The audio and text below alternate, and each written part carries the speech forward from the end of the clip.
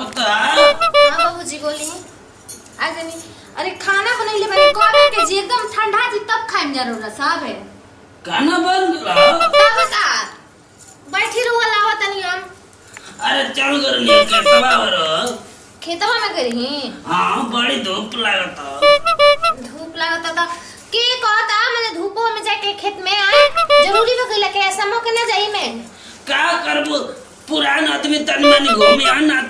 तबो न दिक्कत बा हो तनी घुमला पर खून उन दौड़त रहला। घुमला पे खून दौड़त रहेला ऐसे ना दौड़ी घर बात में रही त जरूरी घुमला। बैठल बैठल मन उपजिया जाला हो। बैठल मन उपजिया जाला तो इने के बैठ के टीवी देखे मन एकदम लागत रही। देवर बबुआ कह के गनिया कि माने भुजी दाल चावल बना दियो भुंजिया तो करेली के भुंजिया दाल चावल बना देले बनी और खटा चीज खाई बताई हम खटाक तेरी बना देतनी। अभी तो हम घाम में लेवत हई हो एकदम बहुत घाम लगता।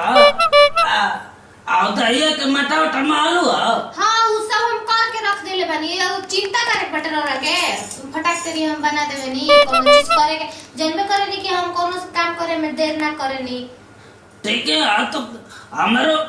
मांठा खाए के तन पिए के मन करता घाम में ले आए है ना। हां अच्छा मांठा खाए के मन करता चलिए हम तब लेके आवता नी न तो इस जगह खाएम तब खा ली तब ना हम बैठा तई होनिया बारवा। ठीक है तो जाए हम लेके आवता नी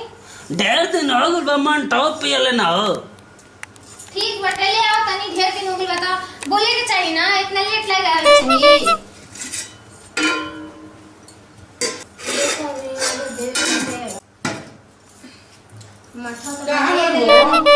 अरे काजी अग्नि अरे अशोक सिंह नायक हो अब चल कर ये देखते बोलू राशन उसन बटेला है नेता परिवर्तन के काम जानते न बोलू। अरे वो तो हम जानते बनी है कौन है कि रोबो का खाइम अभी दाल चावल भुंजे में आ देवर बबुआ का के गनी बाबूजी के तनी मठवा दे के आवता ने अरे हम तो तोरे के देख के खुश हो जरा दोनों पनोरे वही में का के ठीक हो जाई ना तो नहीं माने ऐसा बात नहीं कि जौन को हम तो हम बना दे हम फटा जानो तो वो हम इतना तो सुप्रीम कर नो ई बनावे के का जो ने बड़े वो खा ले तोरे के तंग ले से कोनो फायदा मिलता हमरा। जय दी बोलिए ना तो इतना होता नहीं परेशान होता नहीं अपन काम करे में कोची के परेशानी है तो आगे रोरा से कौन जान बना के तो हने मेरा कोई के दिले बानो सबके खुश रखेलू तनिको नाश कतियालू बताई न रोज ढेर काम करे दी बड़ी बतिया मठो दे होते हम बैठत तनी जोन कुछ काम होतो हमरो कह हम तर साथे। अच्छा वो उतना जरूरी नहीं है हमरा से ज्यादा कमाने क्या हमार रोरा बाहर से काम करके खाके को ऐसे पतला बने काम करत करत ना रो ना करनी ऐसे मोटा बने हम देखत नहीं को अशोक सिंह संग गइल नहीं उनकर चार पांच गाड़ आइल न। हां त हम नेतागिरी करे से फुर्सत मिली तब ना काम करो हमें त बाबूजी कमेंट हो देले हो हम देख के होता नहीं रोआ ऐसे बैठी तब का बनौले बाली अरे हो खाए ले तो बड़ा बढ़िया बढ़िया चीज बनौले बनू हो और ये दारू हमर बहुत बढ़िया मिलियो एकरा ले बढ़िया मेहरारू वो हमरा के नाम मिली। बाबूजी सूत गनी का आ गलू का हो। अरे हां जी उहाँ के भी आई बनी बटल बनी किचन में कनी खाना लेके आओ देवे बटे अलिए पी ले माठा लेके आई बनी रो के माठा पिए मन करत रहे त। अच्छा जा बबुआ के दे दिया खाना ना ई कैसे पहले वाली कपड़ा ही लेके खोल दे वाला एक कपड़ा 10 दिन पहले रहनी खोल दे कितना खींचा चाहिए अब तो 2 दिन होता पिचले तो का हकता तल आदमी ने एक दिन कपड़ा खोल के धर दे वाला खींचे खाती और औरत 2 दिन से पहन ले वाली पुरान आदमी के पाए ना रहना हो। तो पुरान बनी तेकर मतलब का मतलब असली आदमी रही हां ने पुरान का आदमी ना तब की चमकी हां ने कभी ना आदमी देखे तो कहन करे ओकर ससुर बड़ी मस्त बाटे और रउआ सबके त बुझाइबे ना करला ओइसने कपड़ा पहिन लेवे नी जा जा जो तू तो देखे कहता हो। अच्छा ठीक बजा दी मत बोली ज्यादा पी के मठा गिलास दिन ले जा जा हम पी लेता है आराम से बबुआ के तन खाना वाना दे दिया। अरे लोग के खाना लावता नहीं ठीक बटे ज्यादा पुराना आदमी के ज्यादा ना ध्यान देनी अरे ध्यान दे के बात बाबूजी अरे कितना दिन के मेहमान बन का पता भगवान अगर ऐसे ना करे अगर ऐसे बीती तो ऐसे राव सेवा करे में बहुत पुण्य बा और नया आदमी के काहू तो जिंदगी भर हमरे साथे रहो जब तक जिम तब तक ठीक हम पिया तनी ठीक बटे हम पी ली रुआ हमसे तनी ना तो घरवा में यार तनी खाना पीना खिला दे। भगवान हमरो के पतो एकदम देले हम अच्छा पार के हो एकदम जब आवे नहीं तब कहले बाबूजी आई कहली बाबूजी पानी पी ली भगवान सबकरा के ऐसा पतो है बहुत मीठा हो रोज तो दूधे दही खातर नहीं बाकी आज माठा हो बड़ी मीठा लगता हो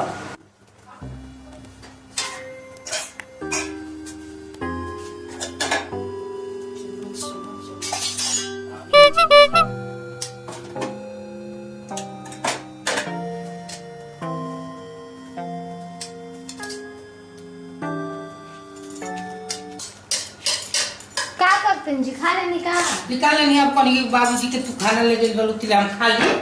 तो ई कैसे खाते नहीं होता नहीं में पेट भर गइल मैं और ले ले रहनी है ना बड़ा जल्दी खा ले हमरा जाए के बाटे काम ठीक ना अच्छा अब जा कर हां ठीक बाटे आ जानी तो तन की ध्यान से काम करे नी काम होई जानते बलू कि नेता वालों पर इतने काम बाटे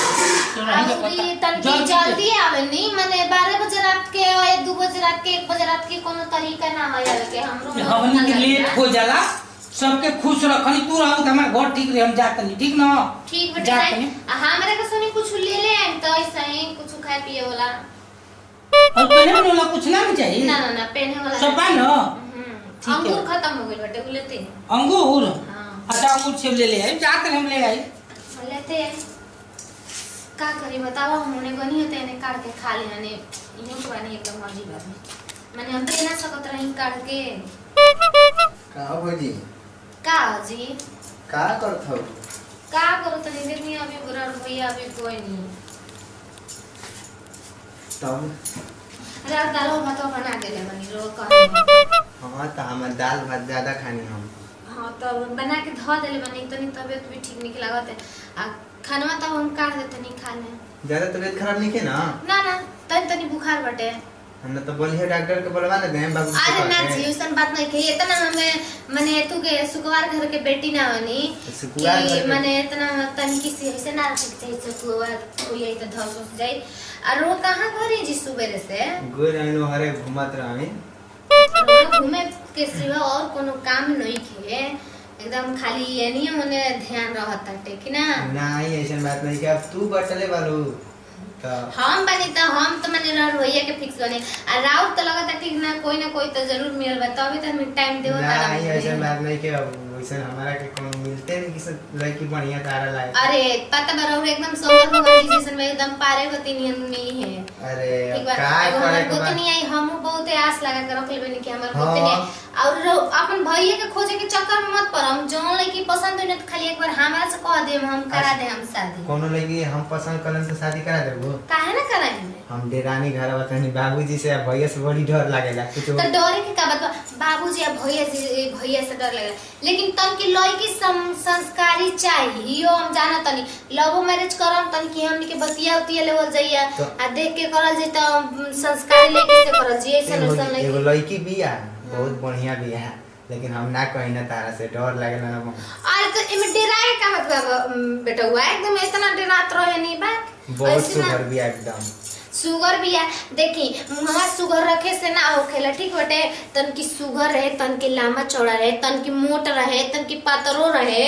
माने ओकरा में मय गुण के आगर होखे ओसा लइके चाहिए समझनी देखे में तो अब ठीक लागेले अब आइला के बाद नहीं जी पता चली आई तो वो बहुत तारा संग जब रहे इतने बाना आगो पछो माने घरवा दुआरवा बगलवा में हाँ। पता करत रहे नी कि कैसा नहीं है अब जान तनी झगड़ा होने आ जाई त घर में तुमकर गुजारा होई ना कैसे ना हमरा पसंद ना आई कुछ ये घर में एकदम तोहरा लेखा चाहिए जैसे तू बहुत हमको अरे पसंद हम है। भगवान करे कि हमरो से बढ़िया मिले कि ताकि कोई के चले ना सब कोई तब मतलब झाड़ू आगे से लगावे आ ये पीछे से चलते खेतरा हो हमने के घर में एगो तू ही बालू हमने के एगो बाबूजी दूगो भाई बनी जा हम मोल घर के तू काम संभाल ले तो सारा अरे तो घरवा के काम हमार पहाड़ बा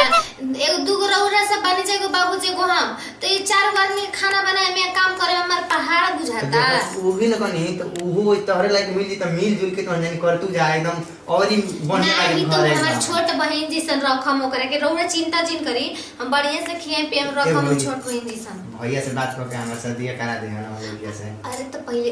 देखे एक दिन जान जी, एक दिन हमरो के बात होत कराई ना, रोवे खाली बतियावत रहम का। सही कहत, एक दिन फोन लगा के तारा के बात कराई। एक दिन ना सांझ के पक्का बतियाई, आ सांझ के बतियाई ना तेरा मन पसंद के एकदम खीर बनाई, समझ में आई। और वैसे वही बहाने तनी सब कुछ खाइयो ली, और गांव के बबुआ कहानियां बनावे के और का। यही से बहुत हमके पसंद हो गया, शादी करा दे तू ना भौजी, तो बहुत तारा के मानती है एकदम। अरे चिंता जिन करी, ठीक बा, हमरो के शादी करा दे, ठीक बा। चलिए हम बैठी त जाके आंगनवा में हम खाना लेके होतन, जाइए। ठीक बा, बहुत बढ़िया। मोल घाम हमारे दोस्त यार कहन सुना कि तोर भौजी तो के कितना माने कहन सके माने के बात नहीं के, ठीक बटे ढेर मत तू करी, जाके चलिए हम खाना लेके होतनी। ठीक बा, नहीं तू करके बैठो तनी बारिया लेके आवो। ठीक जाई आओ तनी लेके तुरते। ठीक है बा। अरे उनको कैसे खा के छो के चल गई, मार में माछी लग पड़े सन घर में। चलो बढ़िया बटे एगो देवरानी जी का बढ़िया बटे वहां के लेके आ जाई, तो हमारो तनी मनी आराम देही न का। अरे कुछो ना करी, कम से कम बुढ़ो हाथ तो दवाई वो तो कम से कम बढ़िया करी, ठीक है जी।